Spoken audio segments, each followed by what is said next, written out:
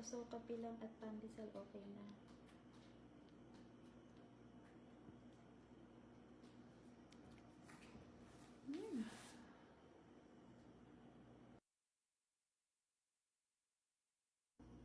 Homemade pandesal kasama ng coffee. So, nagiwa ko ng keso. Ito yung gamit kong cheese. Nabili lang namin sa Walmart. Then, patitikman kong aking love. So, lagyan natin ng lagyan natin ng keso. Yung isa peanut butter. Kasi hindi siya mahilig masyado sa keso. Yan. So, yung isa, lagyan natin ng peanut.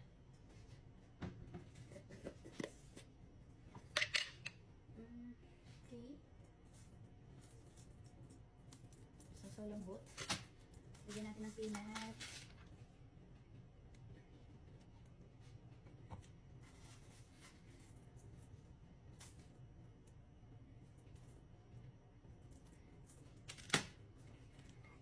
So, bigyan na natin sa kanya. Tayo naman kakain ng isa or peanut din muna. Peanut na.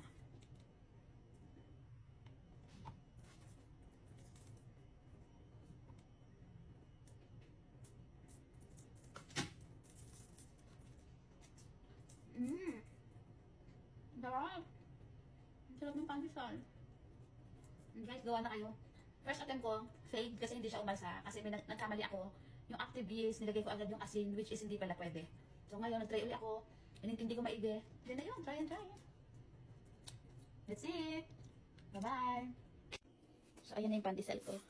Sobrang lambot. Fluffy, sobrang hot. Ito yung binili ako para makita niyo yung loob. So, 3 cups lang yan. Yung 2, 4, 6, 8, 10, 12, 14, 16. Yung ito is maliit kasi itong isa. So, I'm happy na perfect ko.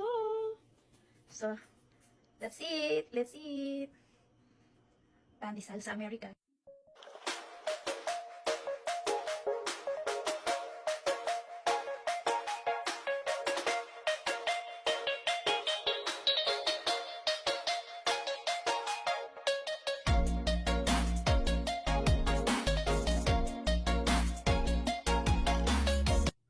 Okay. Hello everyone. This is take 2 to make pandesal. Kasi yung una kong ginawa, hindi siya perfect. So, ito yung mga ingredient. All-purpose or bread flour, 3 cups. Pero, kukuha ka ng konti para pag minamasahe mo, yun yung ipang, yung panglalagay mo dun sa pang-massage mo. Then, 1/4 cup of sugar or 4 tablespoon. 1 teaspoon of salt. 1 cup of warm milk. 1 large egg.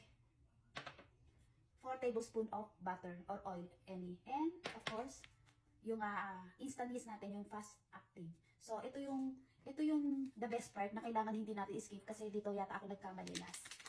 So, kailangan natin yung warm milk, hindi mainit, hindi malamig, as in warm lang. Kasi magkaka-effect ito sa pag-rise ng yeast. So, kukuha tayo ng kahalati nito. Kahalati ng sugar. Kailangan din yan. So, half lang yung sa 1/4 cup.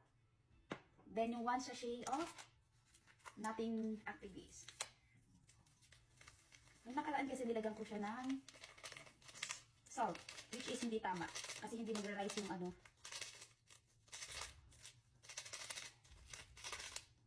So, ayan. Haluin lang natin siya hanggang sa matunaw, incorporates.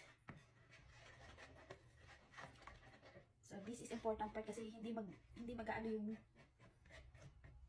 magra-raise or mag-bloom yung pandesal kapag hindi So, tunawin lang natin siya.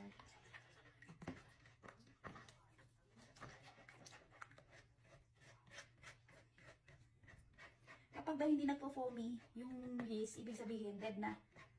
Wala nang active organism. So, kailangan very foamy siya.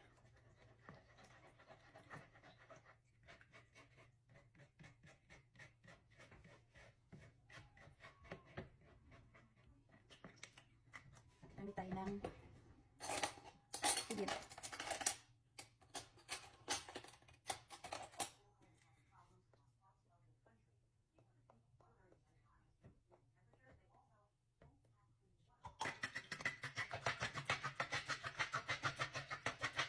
Nagpo-foamy siya. actually buhay to. Ganyan ba dapat yung consistency, may foamy. So, i-leave natin to ng 5 to 10 minutes. So, time is 1:15. So, 1:25 balikan natin. At lagyan daw ng towel. That's it. Then, pagsasama-samahin naman natin yung mga ating mga dough. So, lagyan na natin tong, asin, sugar. Haluin natin siya ng maayos. Para yung asin hindi masyadong active na active sa, and of course, itong egg.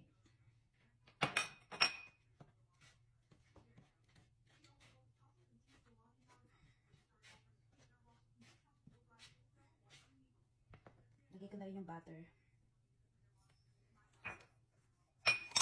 Then mix well.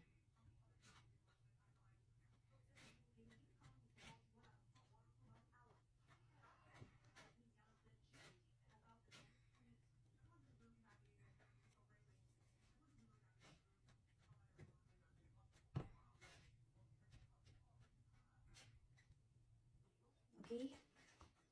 Ayan, na-mix ko na yung butter, egg, flour, and salt. So, magpa 5 minutes na rin yung active yeast natin. Chinek ko siya, nagpo-foamy naman siya. Pero, hintayin pa natin siyang mag-rise until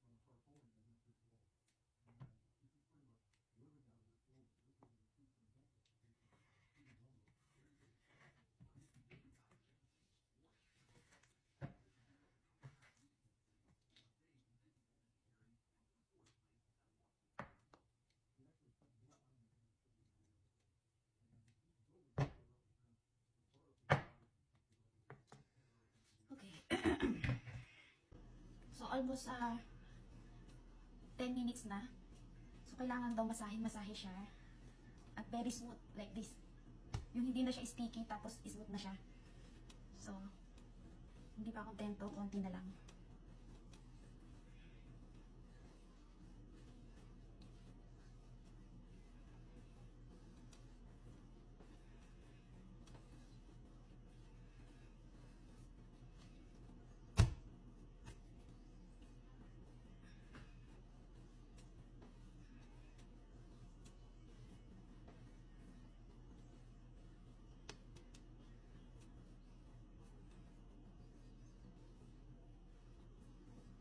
Okay?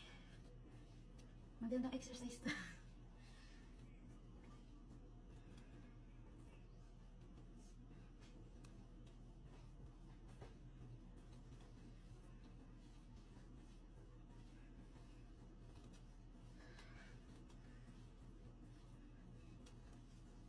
So, ibibilog ko na siya.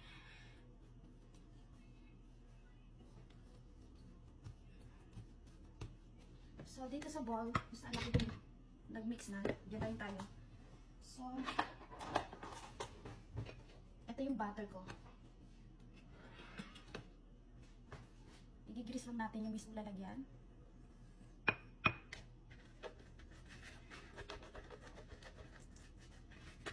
Lalagay na natin to. I-grease din yung ibabaw. Tapos takpan, hayaan natin siyang mag-rise ng 1 hour.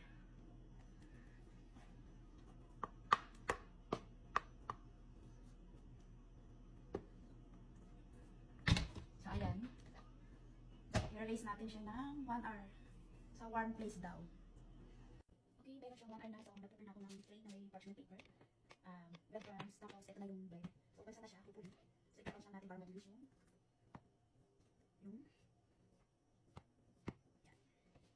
Tapos,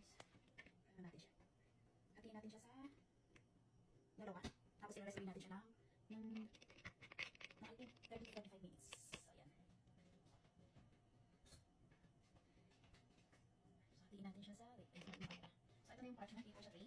And breadcrumbs. Hatiin natin siya sa dalawa.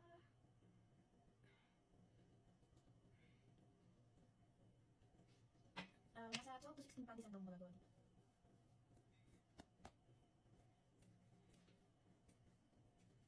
Depende sa laki gusto mo. Malaki-malaki o sakto lang.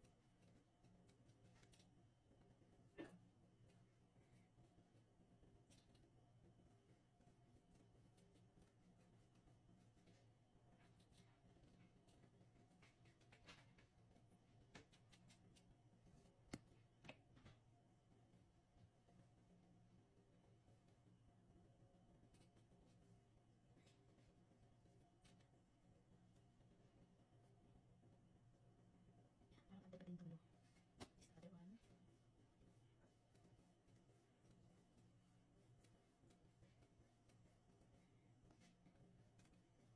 Ito mas makapal ng isa.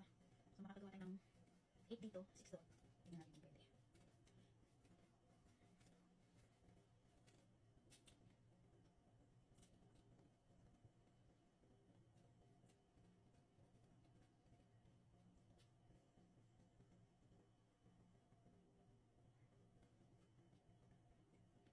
Okay.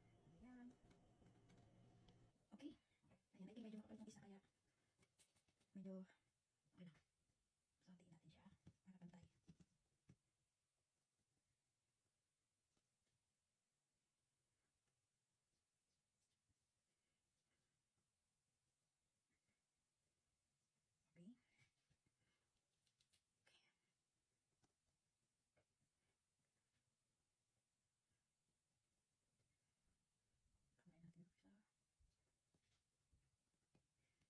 So, hindi ko natin minimbang kasi tayo lang naman.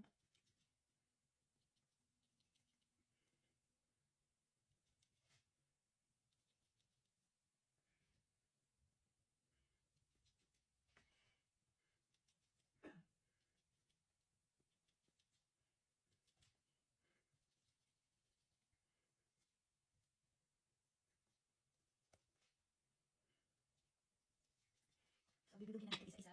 Then, lalagyan natin ito sa items.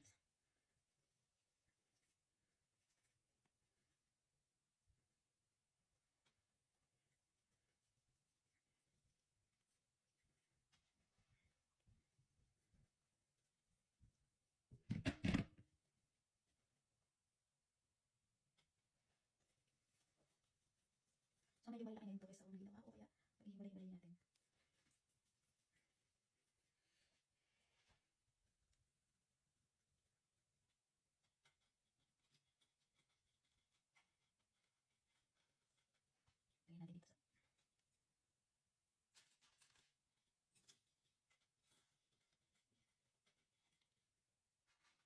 so,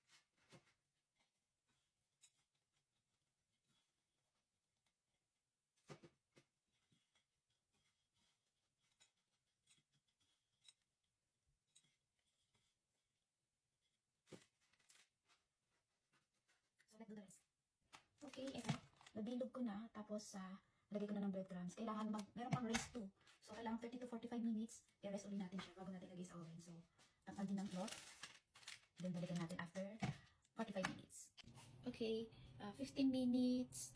Then, 350 Fahrenheit. Hindi ko na napakita kasi. So, ayan siya. Sa loob na siya. Lalagyan ko light. So, let's see.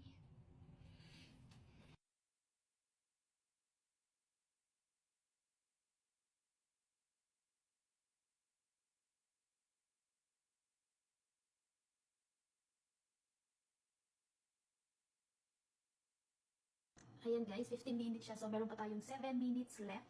Ayan. Nag-raise na yung pandesal for the first time of my life. Charis. And, yan. So, I'm happy na. Tapos niyang maluto, papahiran ko ng butter sa ibabaw. Then, hihiwa tayo ng konting cheese para sa matikman natin. So, ito lang yung cheese na available na meron ako. So, hiwain ko siya maliliit. Kasi ayoko ipalaman siya sa loob na. Kasi feeling ko mas maganda yung ganyan para mas tumagal yung pandesal. Kasi pag nilagay mo yung cheese pandesal sa loob, feeling ko lang naman parang madali siyang masira. So, pwede naman hiwain yung cheese din ganyan. Okay, ayan, tumutunog na yung oven natin. So, tingnan natin kung pwede na. Oh no, mayroon pa siyang apoy na konti. Ouch! So,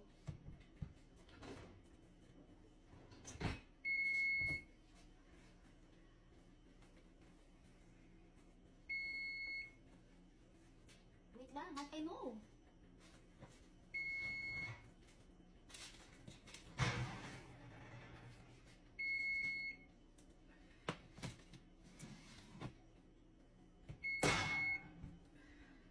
Cancel? So, I think nagtagumpay tayo. Nagtagumpay tayo sa aking pandesal. Ang lambot niya, umalsa siya. And yes, papahiran natin siya ngayon ng butter hanggat mainit pa. Ouch! May paso ah.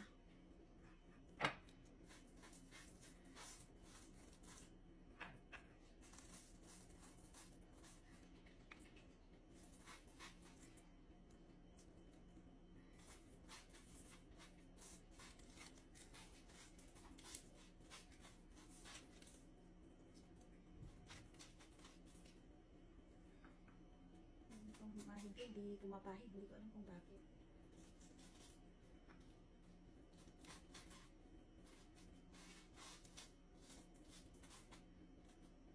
So, ayan na guys. Sobrang init niya. And I think, kita nyo naman. Whew! Ang lambot niya. And pag ginanon mo, so perfect pandesal for this time. Okay? Look. Natuwa naman ako. So, second attempt ko is na-perfect ko na yung pandesal ko.